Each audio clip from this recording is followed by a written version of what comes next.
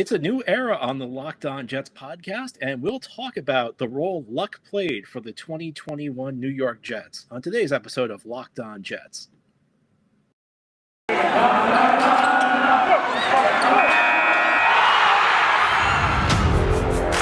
You are Locked On Jets, your daily New York Jets podcast. Part of the Locked On Podcast Network, your team every day.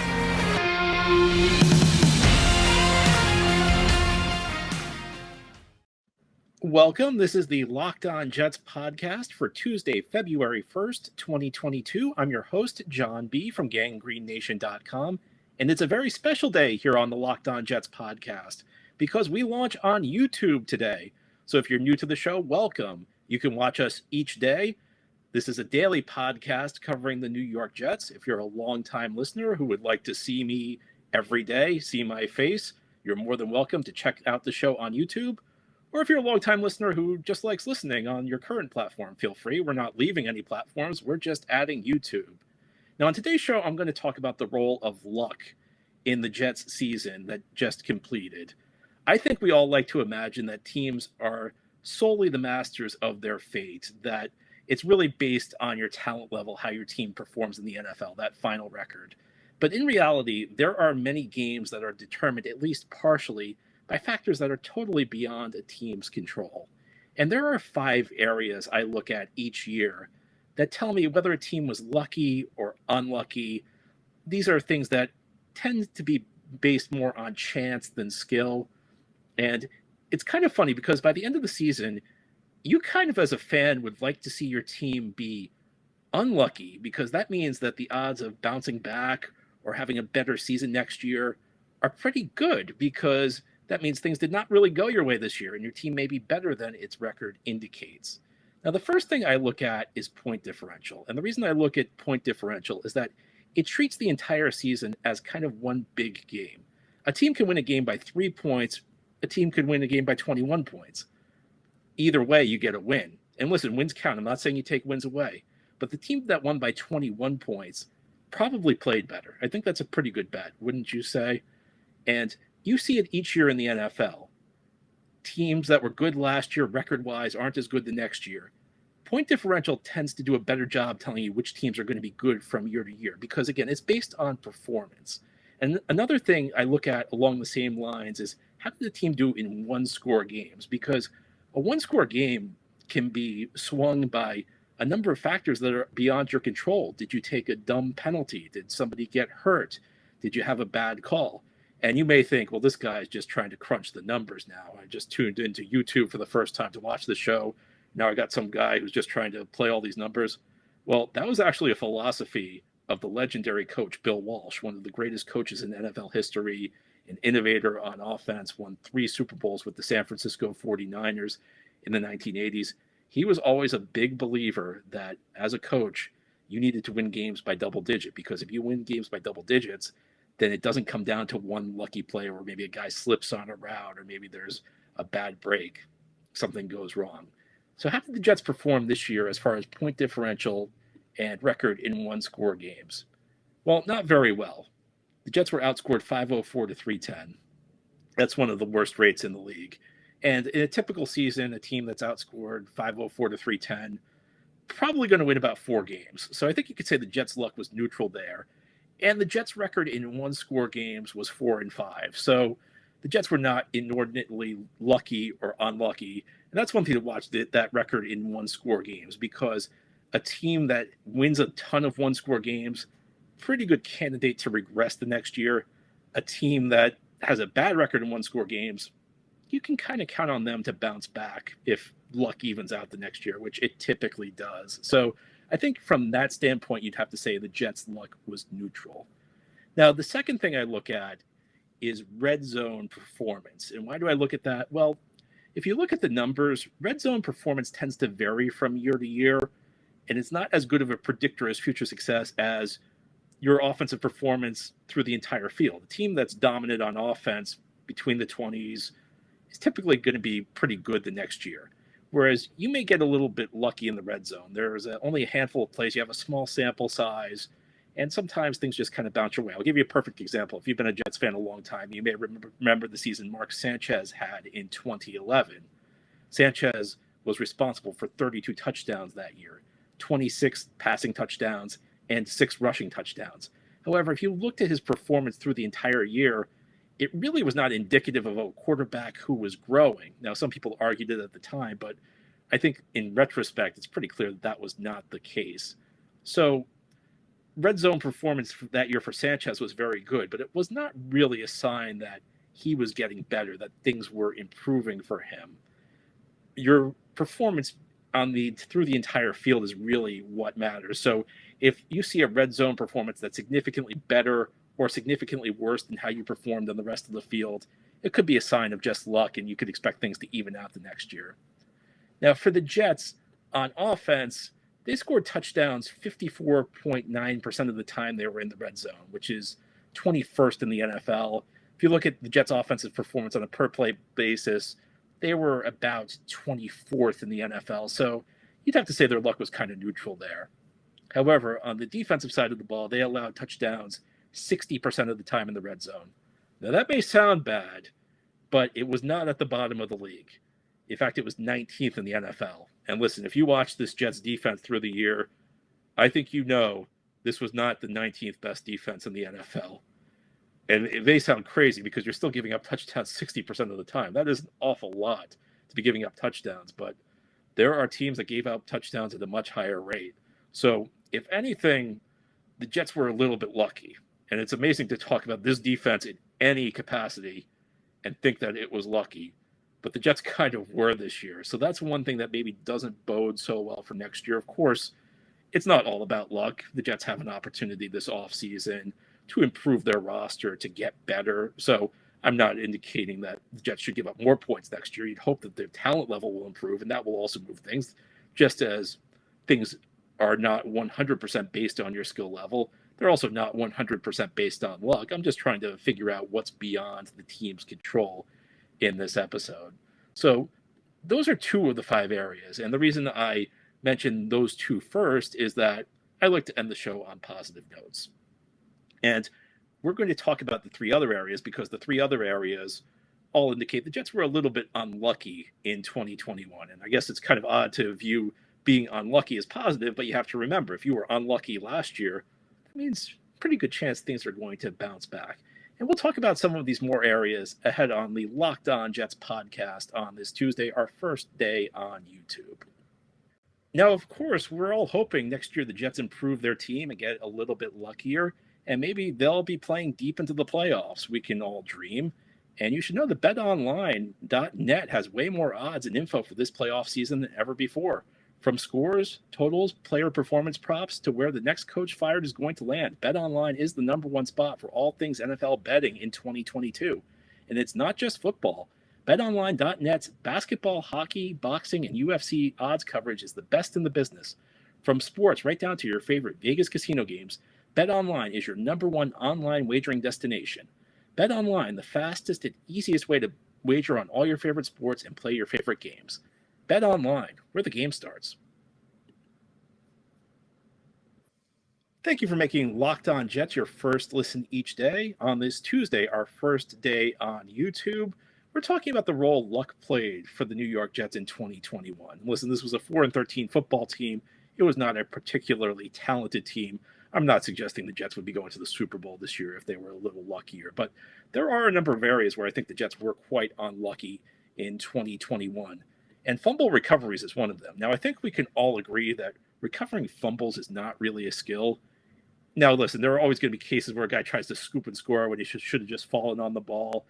There are always going to be those moments, but ultimately, it's not really something you're good at. You don't recover fumbles because you're good at recovering fumbles. You recover fumbles because the ball happens to bounce towards you. It's not a case where one team does a really good job recovering fumbles and another doesn't. If you recover a lot of fumbles, you're pretty lucky. And those plays can really matter because, if you recover a fumble deep in your opponent's territory, that could be 3 points that could help decide a game. And the reverse is also true. If you allow an opponent to recover a fumble deep in your territory, that could decide the game. And on both sides of the ball, I think you'd have to say the Jets were kind of unlucky. They recovered 50% of the fumbles on offense this year. Now, this was a year where offenses were regularly recovering fumbles, so only recovering 50% puts them at 24th in the NFL. And that's not great, but they were even less lucky on defense, where they recovered only 26.92% of fumbles, which is 28th in the league. So on offense, they had the 24th best recovery rate when they put the ball on the ground. And on defense, when they were forcing fumbles, and listen, I don't think they forced enough fumbles. I think we know that forcing turnovers was an issue for the Jets as it was, but they did get a little unlucky because they only recovered, again, around a quarter, 26.92. And that's just not very good.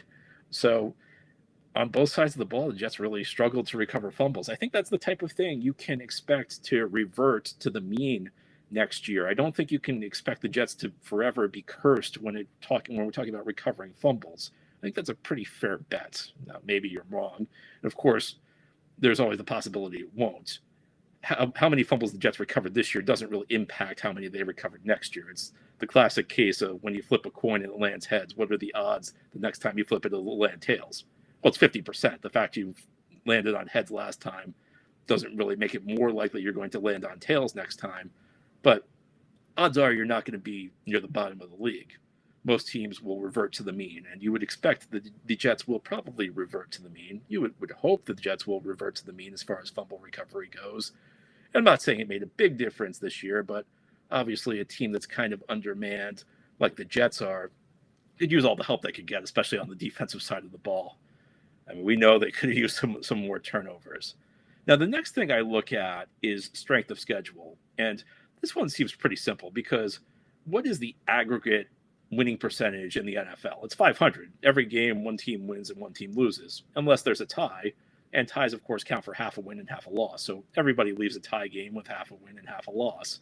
So if you had a record that's better than 500 as far as your opponents go, you were kind of unlucky. If you have a record below 500, you were kind of lucky. Well, the Jets' opponents' collective winning percentage was 510 this year, which is not that much above 500. And listen, you have to remember they were playing the Jets, a team that went 4-13, so that contributes to it. You know, during the Brady Belichick days, everybody would always complain that New England had such an easy schedule. And I always pointed out, well, listen, they're playing the Jets, Miami, and Buffalo twice a year. And this was a point where none of those teams was very good. You know, but we may look at Buffalo now and say that's a tough game, but it was not through much of the Brady Belichick era. So the fact these teams were playing the Jets obviously contributed to that. But ultimately, I think you'd have to say the Jets were a little bit unlucky. They did not have an easier schedule. You know, you go back to 2019. I mean, the Jets played so many teams at the bottom of the league that year. It was unbelievable. They had 5 games against bottom 5 teams in 2019, and that was part of the reason they went 7-9 in Adam Gase's first year when the Jets did not have a very good team.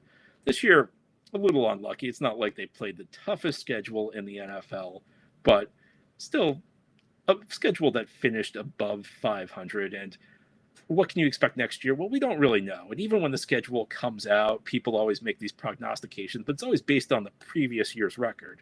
And we know in the NFL, things can change radically from year to year. In a given year, about half of the playoff teams turn over. There's always teams that disappoint. There's always teams that surprise. So we won't really know how good the schedule is until we get into next season. You don't know who's going to suffer a major injury. Some team may lose their quarterback. So I always think it's kind of silly when people try and judge the schedule in the spring, in the winter before the next season, even in the summer leading up. You have to wait and see how things turn out. But again, in a typical year, and this goes back to the point I just made about flipping a coin, does the fact the Jets had a schedule that finished with a 5-10 winning percentage this year mean that they're going to have an easier schedule next year? No. But the fact their schedule finished above 500 indicates they were a little unlucky. And you would expect, in most cases, that they're probably going to have an easier schedule next year. And this is one of the things you have to consider. It's partially based on luck. You can be unlucky multiple years in a row. We're just playing the odds right now. We're trying to figure out what the best opportunity is for the Jets going forward, what's most likely to happen, but we don't really know. But ahead here on the Locked On Jets podcast, we will close out our show. We will talk about the area where I think the Jets were least lucky in the year 2021. And we'll do that ahead here on the Locked On Jets podcast on this Tuesday. Our episode today is brought to you by Rock Auto. With the ever-increasing number of makes and models, it's now impossible for your local chain auto parts store to stock all the parts you need. Why endure often pointless or seemingly intimidating questioning and wait while the person behind the counter orders the parts on their computer, choosing the only brand their warehouse happens to carry? You have computers with access to RockAuto.com at home and in your pocket. Save time and money when choosing Rock Auto, because Rock Auto is a family business serving do-it-yourselfers for over 20 years, and their prices are reliably low for every customer. Go to rockauto.com right now and see all the parts available for your car or truck. And write in Locked On in their How Did You Hear About Us box so they know we sent you. Amazing selection, reliably low prices, all the parts your car will ever need. rockauto.com. This is the Locked On Jets podcast on this Tuesday, talking about the role luck played for the New York Jets in their 2021 season. We've talked about areas where they had kind of neutral luck. We've talked about areas where they were lucky. We also talked about areas where they were unlucky. And I think the Jets were kind of unlucky in 2021. If you look at it, there was more bad luck than there was good. And I think nowhere was there more bad luck than on the injury front. There's a great Twitter handle at ManGamesLostNFL that has all sorts of injury insight. And they found that the Jets lost the fourth most man games in the NFL due to injuries this past season. The Jets missed 296 games. Only the Giants, the Ravens, and the Titans had more man games lost. And listen, you can't always excuse injury. The Titans were the number one seed in the AFC. So it's not like injuries automatically eliminate you. It's not like injuries guarantee that you have a bad season. But I've always felt like a team like the Jets could not afford injuries because they were kind of at the beginning of their build. I think they're beginning to bring in some quality players. Hopefully they're beginning to turn things around, but they don't have depth yet. And when you're rebuilding, first you get starters, then you kind of add the depth. And the Jets just didn't have the depth. They needed to be a team that had better injury luck than your average team if they were going to have a good season. And they had worse injury luck than your average team. So it just did not work out. And you look at the caliber of players that they lost. I mean, Carl Lawson, who was the big free agent addition, the guy they were really counting on, and the guy who was kind of the centerpiece of the defense. I mean, if you look at the way this defense was built, they were not asking a lot out of their corners. They were going with a bunch of late round picks, guys without great pedigrees. They were trying to play them in very soft zones, not asking a lot out of them. And you could tell the focus was trying to get speed at the linebacker position. I mean, that's why they drafted safeties and moved them to linebacker in the draft. That's why C.J. Mosley came in lighter, trying to have more mobility. And if you're going to do that, that means your defensive line's got to hold guys off the linebackers. And that means that, as much as they need to penetrate, they need to be able to hold blocks. And I think Carl Lawson was the one guy they wanted to get upfield. And they just couldn't get him into the lineup because he suffered an injury in training camp against Green Bay. I mean, that was a huge loss for this team. But up and down the roster, I mean, you saw the roster they were putting on the field late season games. You had Connor McDermott playing left tackle. I mean, that's not a recipe for success. Some of those late season games with their receiving core hurt, Corey Davis missing all that time after his injury, Elijah Moore missing time. I mean, that late season games, I mean, you had a receiving core that was Braxton Berrios, who obviously had a pretty good season, but not a guy you want to be your go-to guy. You had Keelan Cole, who's an okay backup. And I mean, you had a bunch of guys you never even heard of that Week 18 game against Buffalo. And even a few games before that, Jacksonville, Tampa Bay, they were not putting an NFL receiving core on the field. I mean, the injuries all over the lineup. And again, just a team that really could not afford a bunch of injuries because they did not have the depth necessary to weather that storm. And again, you don't know whether things are going to get better next year. There are no guarantees. In fact, the Jets have been really snake bitten as far as injuries go over the last few years. It's been surprising. And, at some point you may blame the training staff, but the Jets have changed training staffs in the last few years. So you can't even really say that's been the issue. It's just been bad luck. And based on all the injuries they've had year after year after year, we can't necessarily say things are definitely going to get better going forward. But at some point, you'd think things are going to even out. Maybe the Jets will be able to stay healthier. Of course, even if they can't, hopefully they'll have better depth next season, which will help improve things. That's something they can control. And that's really what the NFL comes down to. It comes down to the things you can control and the things you can't control. As far as the things can't control, there was a lot that went wrong for the Jets this year. And that's unfortunate. But it also means that the chances are pretty good you're going to see better luck next season. That's all for today's show. Thank you so much for listening and so much for watching. If you tuned in on YouTube, this has been the Locked On Jets podcast. It's part of the Locked On Podcast Network. Our motto is your team every day. We have a new episode each day, Monday through Friday. If you like what you hear, subscribe to the show. Give it a good review. If you're on YouTube, give it a thumbs up. And also subscribe so you'll never miss an episode. I hope you have a great Tuesday, everybody. Tomorrow is our weekly mailbag show. Every Wednesday, we have a mailbag here on the Locked On Jets podcast. I look forward to receiving your questions and answering them.